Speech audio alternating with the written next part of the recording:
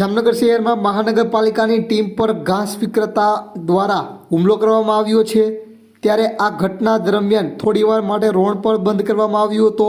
લાલપુર ચોકડી નજીક રણજીત સાગર રોડ પર જામનગર મહાનગરપાલિકાની ટીમ સામે ઘાસ વિક્રેતા દ્વારા બોલાચાલી કરવામાં આવી હતી।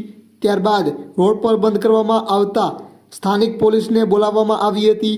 મહાનગરપાલિકાના અધિકારી સામે વાણી વિલાસ કરતા ફરિયાદની તજવીજ પણ હાથ ધરવામાં આવી છે।